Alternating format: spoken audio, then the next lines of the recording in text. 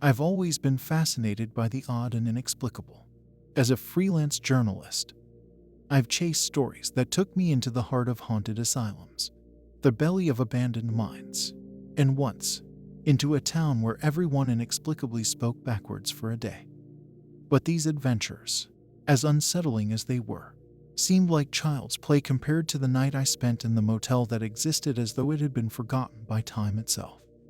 The motel was an isolated relic, a lone building standing defiantly against the encroaching wilderness.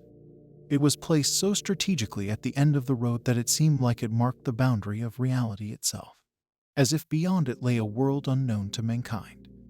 The only indication of life was a neon sign, its erratic flicker battling the darkness, spelling out motel in Erie, electric blue. The rest of the sign was obscured, consumed by rust and time.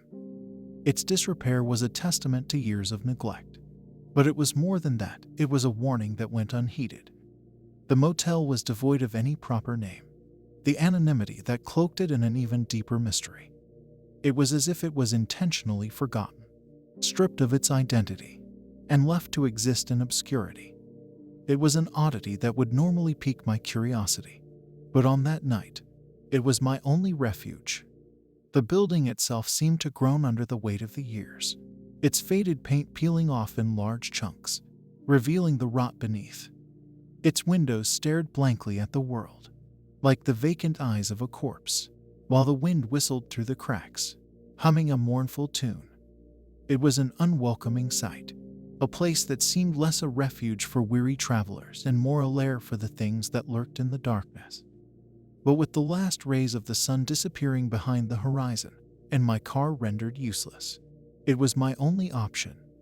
So, ignoring the knot of dread in my stomach, I stepped into the motel that existed at the end of the road and the beginning of nowhere. In my wanderlust, I embarked on a cross-country road trip, leaving behind the familiarity of the East Coast to venture into the untamed wilds of the West. I was alone, armed with nothing but a worn-out map, a half-functioning GPS, and a thirst for stories that lay off the beaten path. My trusty old car, a battered beast that had seen better days, was my sole companion on this solitary journey. The day was fading into a painted twilight, and I found myself traversing an empty stretch of road that cut through an expansive desert. The landscape was barren, like a scar on the earth, with only sporadic clusters of tenacious vegetation dotting the otherwise desolate panorama. It was an alien world, devoid of human touch, a vast land where civilization seemed like a distant memory. My car, as old and stubborn as it was, decided that this was the perfect time and place to surrender to its mechanical frailties. With a final groan and a plume of smoke, it shuddered to a halt, leaving me stranded amidst the desolation. I tried everything I could to coax it back to life, but there was no luck. The sun was rapidly sinking towards the horizon, its dying light casting long, monstrous shadows that seemed to dance and sway with a life of their own. My mobile phone, usually a lifeline in such situations, was nothing more than a useless brick, unable to find any semblance of a signal in this forgotten corner of the world. I felt a surge of anxiety, a sense of isolation settling in as the world grew darker around me. Just when I was on the brink of despair, I spotted the flickering neon sign in the distance, its ghostly glow a beacon in the encroaching darkness. The Erie Motel, standing solemnly at the edge of the known world, was my only hope for shelter. Despite the unease that gnawed at me, I gathered my courage in my overnight bag, leaving the safety of my now silent car. But with no other choice available, I steeled myself and headed towards the motel. The moment I pushed open the door, a heavy silence fell upon me like a shroud. The lobby was surprisingly well kept, considering the motel's dilapidated exterior, but it was devoid of the typical bustle one would expect. There were no guests milling about, no chatter or laughter filling the air, just an eerie stillness that seemed to hum in my ears. The only sound that broke the silence was the creaking of the wooden floors under my boots, a loud protest that echoed around the space. making my entrance feel more intrusive than it was. Each step seemed to stir the dust that had settled in the corners of the room, a testament to the years of neglect that hung heavily in the air. At the far end of the room was the front desk, a worn-out counter that had seen better days. Behind it sat an old woman, her form hunched over as if weighed down by the passage of time. Her face was partially hidden in the shadows, the sparse light illuminating just enough to reveal a pair of sharp eyes that stared intently at me.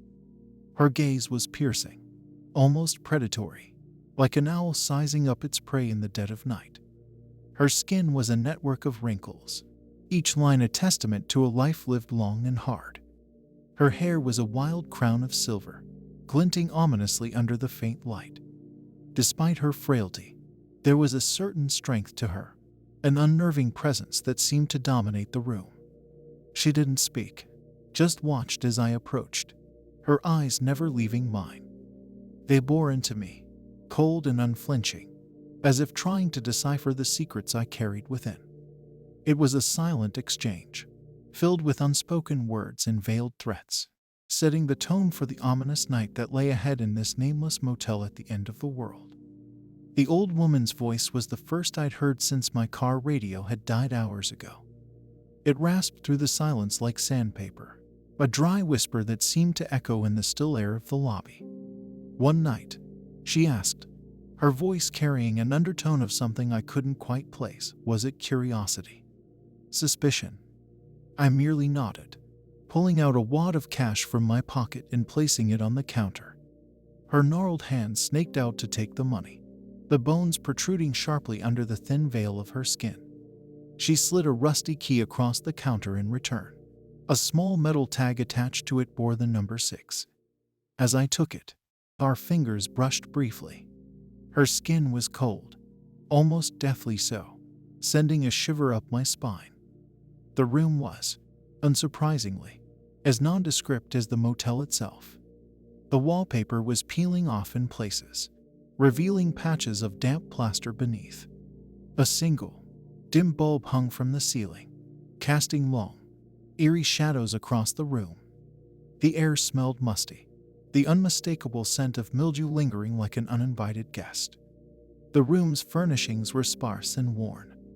A creaky double bed occupied one side, its sheets looking as though they hadn't been changed in weeks.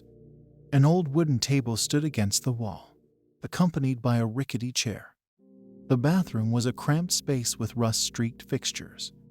It was far from the comforts of home, or even a standard motel room, but it was shelter, a refuge from the unknown terrors of the desolate night outside. As I settled into the uncomfortable bed, a sound caught my attention.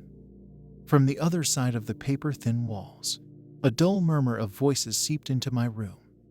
It was a rhythmic drone, a chorus of voices engaged in what sounded like a chant. The words were muffled, but as I pressed my ear against the cool wall, I could discern a phrase repeated over and over again. In darkness, light. The chant, repeated in haunting unison, filled the room, the ominous words vibrating through the silence, a chilling soundtrack to my first night in the motel. The chill that swept over me felt like a spectral hand running down my spine, a ghostly warning that made my heart skip a beat. I looked around the room, the eerie silence amplifying the foreboding feeling. The wind whistled through the cracks in the window, a mournful tune that seemed to carry whispers of untold stories. I tried to convince myself that it was just the wind causing the chill, a logical explanation to quell the rising dread. Despite the unease, I decided to sleep, hoping the morning light would banish the night's unsettling atmosphere. I crawled under the musty blanket, shutting my eyes tight as if that could block out the disconcerting reality. But sleep was as elusive as a mirage in the desert. The chanting from the neighboring room persisted, the strange phrase in darkness, light seeping into my consciousness, growing louder and more fervent with each passing hour. It was as if the chant was a living entity, growing stronger as the night deepened. Frustrated and unnerved, I decided to investigate. Part of me hoped to find a group of enthusiastic Latin scholars or eccentric historians. Something, anything that could explain the bizarre chant. Stepping out of the room, the motel was a completely different entity under the shroud of darkness. The previously deserted building was now alive. Shadows danced behind drawn curtains, suggesting movement and life. Hushed figures cloaked in darkness were moving in a procession toward the back of the property, their faces hidden from view. A morbid curiosity gripped me. The journalist in me saw a story waiting to be unraveled, even as the rational part screamed to get back in the car and leave. But I couldn't. I was drawn to the unfolding mystery, like a moth to a flame. So, with bated breath and a rapidly beating heart, I followed the procession, maintaining a safe distance, stepping further into the unknown. A barn-like structure, tucked away at the back of the property, was an unassuming edifice that bore the marks of time and neglect. It was bathed in a soft, eerie light that spilled out from the open doors, casting an uncanny glow on the surrounding area.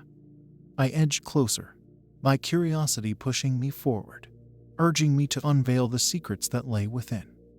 I took cover behind a stack of old crates, their wood splintered and worn, a fitting hiding spot in this forgotten corner of the world.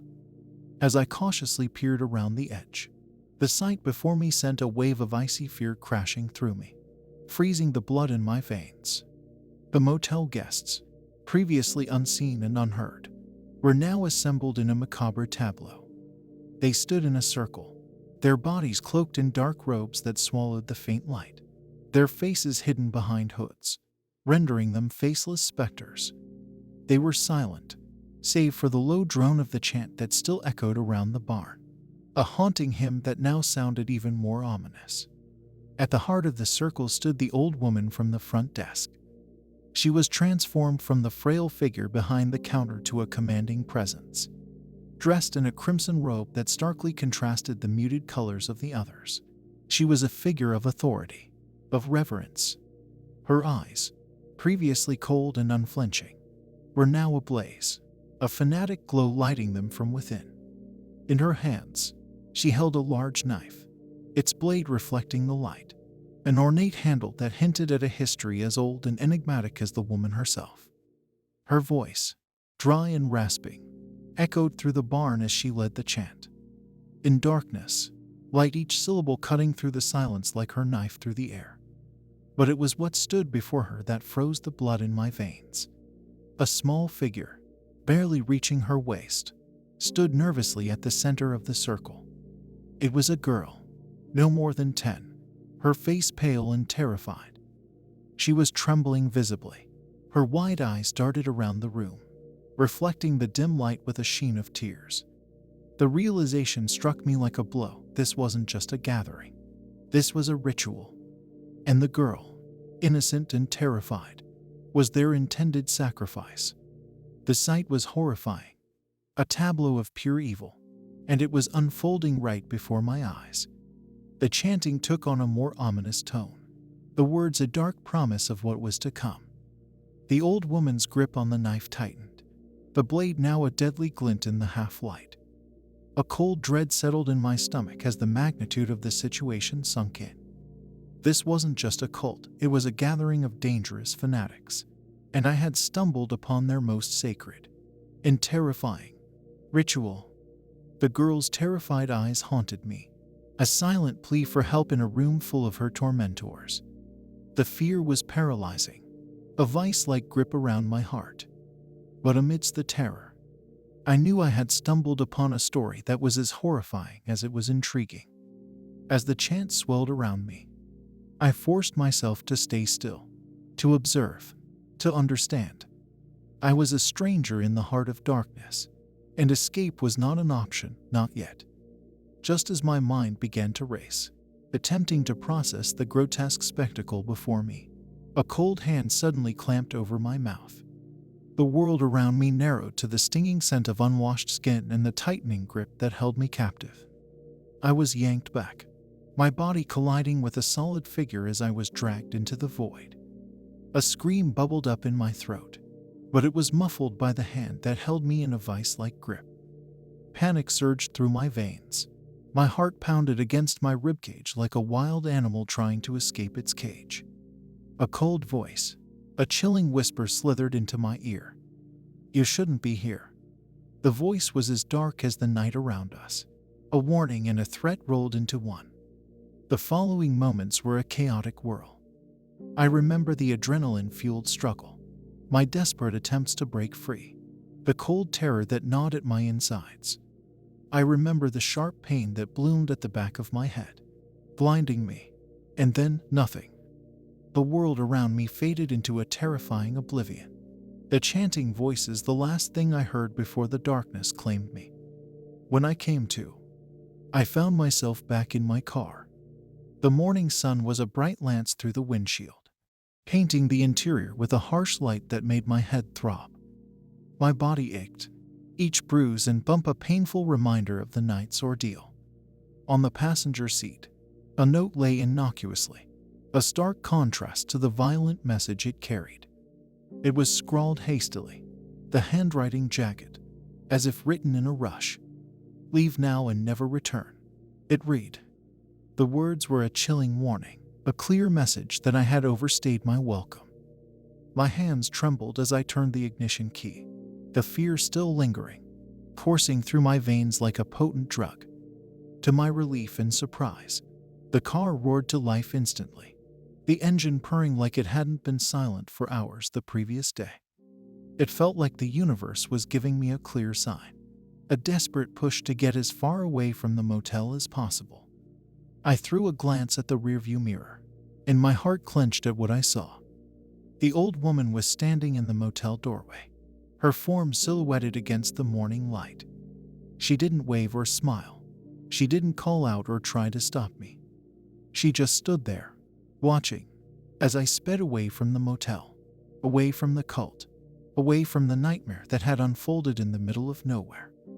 As I sped away from the motel, the adrenaline slowly began to retreat, replaced by an overwhelming exhaustion. I was desperate to put as much distance between myself and the motel as possible.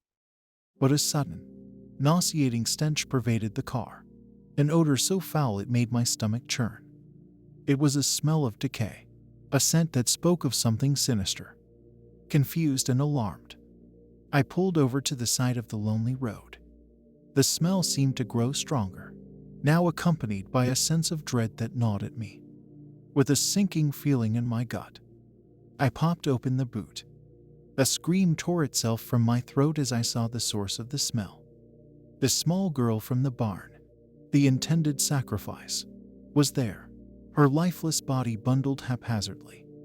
Her wide, terrified eyes stared at nothing, a haunting testament to the horrors she had faced. The sight was horrifying, a brutal reminder of the cult's sinister activities.